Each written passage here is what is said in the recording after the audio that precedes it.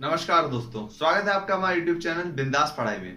तो आज हम पढ़ेंगे इंडियन इकोनॉमिक डेवलपमेंट बुक का पहला चैप्टर, जिसका नाम है Indian economy at the eve of independence. तो इस चैप्टर में मेनली हम पढ़ेंगे कि कैसे ब्रिटिश गवर्नमेंट ने या फिर कॉलोनियल गवर्नमेंट ने कितनी बुरी बुरी तरीके से भारत को पूरा तरीके से लूट लिया, बर्बाद कर दिया। भारत जो कि सोने की चिड़िया कहा जाता था, उसको बिल्कुल कटोरा लेके खड़ा करवा दिया। किसने? कॉलोनियल गवर्नमेंट ने। एक बहुत ही गरीब देश बना के रख दिया एक बहुत ही अमीर देश से। ठीक है, तो ये कुछ ऐसा ही है जैसे बॉलीवुड फिल्मों में नहीं होता कि यार 2 दिन पहले अमीर था, 2 दिन में सारा पैसा चला गया। वैसा ही कुछ भारत के साथ भी हुआ भैया। 200 साल पहले इतना बढ़िया था और 200 साल बाद भैया गरीब देश बना के छोड़ दिया कॉलोनियल गवर्नमेंट ने। तो ऐसा क्या क्या किया कॉलोनियल गवर्नमेंट ने, वो देखेंगे इस चैप्टर में। इस चैप्टर में बड़ा ही गुस्सा आएगा आपको कॉलोनियल गवर्नमेंट के ऊपर, तो थोड़ा संभाल के रखिएगा गुस्से को। तो low level of economic development under colonial rule, ये कोई पूछने का बात है? लो लेवल क्यों होगा भैया इकोनॉमिक डेवलपमेंट का? इकोनॉमिक डेवलपमेंट ही नहीं होगा।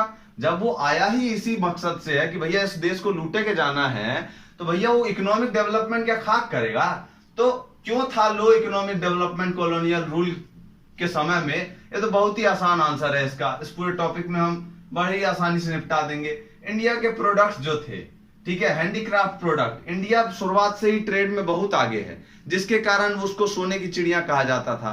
लोग देखते थे कि भैया बहुत पैसा है भारत में। क्यों पे देखते थे बहुत पैसा है? भारत बहुत बड़ी मात्रा में किस चीज का ट्रेड करता था? स्पाइस। भारत का जो मसाला है उसका बहुत बड़ी मात्रा में डिमांड था पूरे वर्ल्ड के मार्केट में।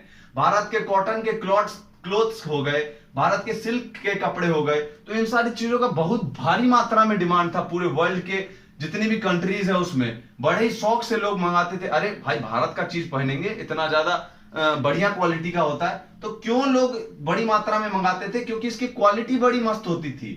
इन सारी चीजों की क्वालिटी जो थी वो बहुत सुप्रीम होती थी, क्योंकि इनको हाथ से बनाया जाता था। ये हैंडीक्राफ्ट प्रोडक्ट हुआ करते थे।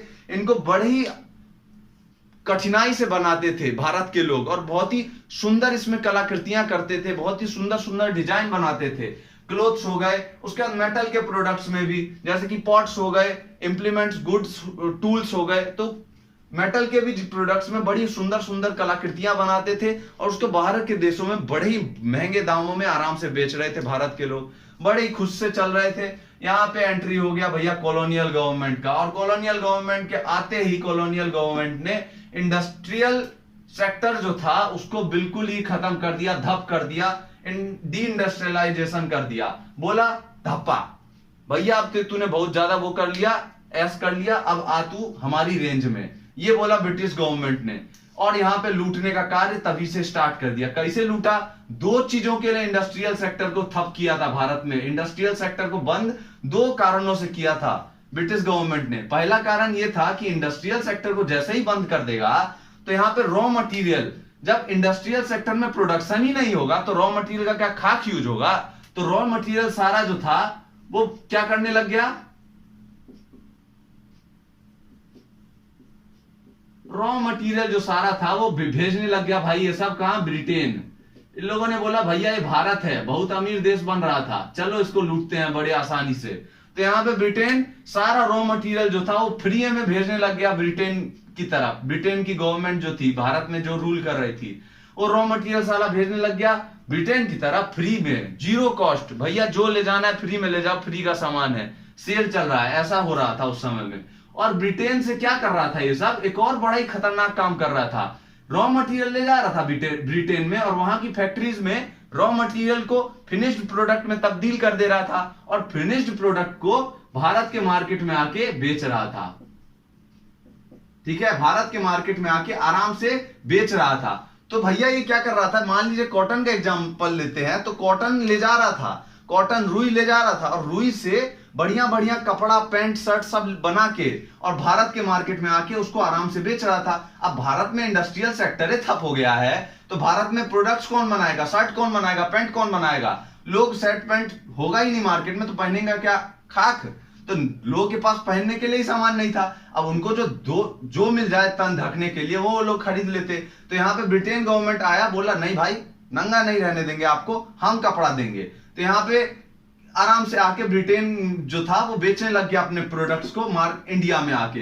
तो इंडिया दो तरीके से काम कर रहा था ब्रिटिश के प्रॉफिट के लिए। पहला क्या था प्रॉफिट का मोटिव? पहला था रॉ मटेरियल एक्सपोर्टर की तरह काम कर रहा था भारत, कि भैया रॉ मटेरियल को आराम से ब्रिटेन पहुंचा रहा था भारत से रॉ मटेरियल ले जाके आराम से ब्रिटेन में पहुंचा रहे थे, और ब्रिटेन से रॉ मटेरियल को फिनिश्ड गुड में तब्दील करके आराम से इंडिया के मार्केट में आराम से इंडिया के लोगों को चूना चिपका रहे थे, चूना की तरह दे रहे थे भैया। और इंडिया के लोग भी खुश, भैया सस्ते में मिल रहा है। यहाँ पे जो इंडिया का जो क्लॉथ था वो बहुत ही महंगा बनता था, क्योंकि वो हैंडीक्राफ्ट होता था। यहाँ पे जो क्लॉथ बनता था ब्रिटेन में वो तो सारा मशीन मेड होता था, फैक्ट्रीज में बनाया जाता था, इसलिए इनका दाम बहुत सस्ता होता था। तो इंडिया के लोग भी खुश हो जाते थे। इंडिया के लोग बड़े ही भोले हैं शुरुआत से, तो वो भी खुश और बढ़िया, भैया हमें तो सस्ती चीजें मिल रही है, तो वो लोग बड़े खुश हो गए। लेकिन वो नहीं देख रहे थे कि यहाँ पे दो दो तरीके से प्रॉफिट कमा रहा है ब्रिटेन, और हमको क्या दे रहा है? बाबा जी का ठुल्लू। क्यों? क्योंकि इंडिया में इसके कारण इंडस्ट्रियल सेक्टर के ठप होने के कारण क्या हो गया? अनएम्प्लॉयमेंट बहुत बड़े स्तर पे फैल गया। ठीक है, अनएम्प्लॉयमेंट बहुत ज्यादा बढ़ गया, और अनएम्प्लॉयमेंट बढ़ गया तो यहाँ पे पॉवर्टी बढ़ गई।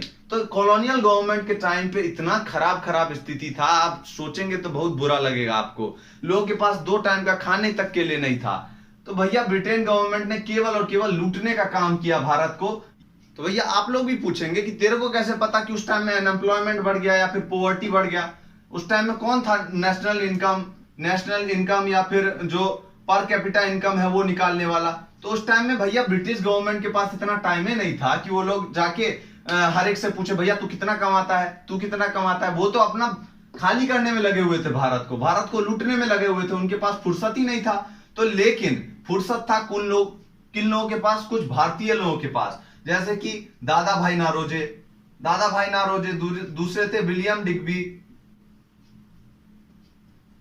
तीसरे थे आरसी देसाई। तो इन तीनों भैया जी ने हमारा क्या किया? बोला कि भैया हम निकालते हैं नेशनल इनकम। इतना जो बुरा स्थिति है भारत का, उसके बारे में आगे के पीढ़ियों को भी तो पता चलना चाहिए ना भैया। ठीक है, तो इन लोगों ने क्या किया? नेशनल इनकम कैलकुलेट किया और पर कैपिटा इनकम कैलकुलेट करने का प्रयास किया। अब ये अकेले मिलके कैसे निकाल लेंगे, सोचिए ना।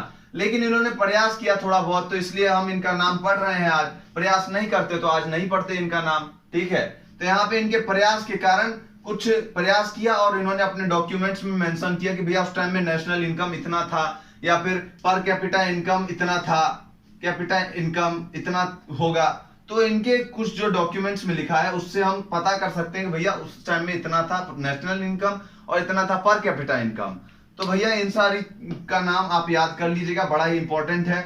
और हमने इस वीडियो में देखा कि भैया किस किस तरीके से ब्रिटिश गवर्नमेंट ने भारत को लूटा, और किस तरीके से भारत को अमीर देश से एक बिल्कुल ही गरीब देश में तब्दील कर दिया। तो आगे की वीडियोस में हम और टॉपिक्स क्लियर करेंगे कैसे कैसे लूटा। ठीक है, तो इस वीडियो में केवल इतना ही। धन्यवाद आपका इस वीडियो को देखने के लिए। अगर आपको वीडियो पसंद आई हो तो प्लीज वीडियो को लाइक कीजिए एंड शेयर करिए एंड चैनल को सब्सक्राइब करिए। धन्यवाद।